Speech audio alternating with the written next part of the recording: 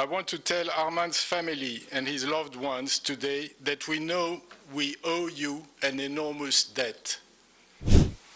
Chers amis, dear friends, colleagues, officials, and to all of you following this ceremony remotely, thank you all for joining us at this difficult and painful time. It means a great deal to us. Arman Soldin lost his life near Chazivya last week. Everyone is obviously deeply affected, and we can all imagine what Emmanuel, Dimitar, Oleski, and Anders, who were with Arman when it all happened, are going through right now. I would like to share my emotions with Arman's family, his parents, his brother, his sisters, and Arman's so many friends who are watching us. Their pain is immense. Arman was adored. Arman was among the first journalists who volunteered to come to Ukraine when war broke out.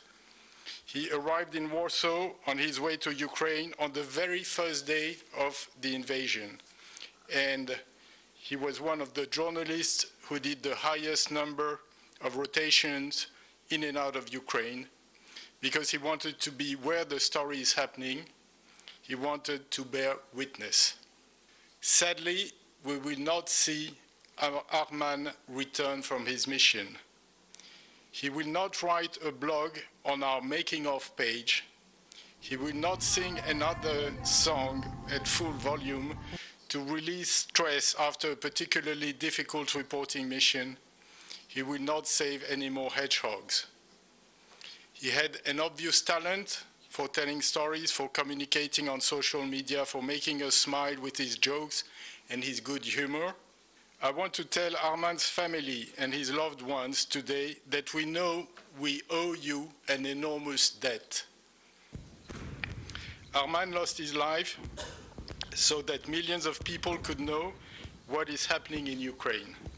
His death brings to 11 the number of journalists and media workers killed in Ukraine to keep us informed. He is also one of the nearly 30 members of the AFP family who have lost their lives doing their work since World War II. I would like to borrow my final words from Arman's mother. In an interview, she said that Arman was all of humanity in one man, un concentré d'humanité. At a time when an inhuman war is ravaging Ukraine, the memory of who Arman is our pride.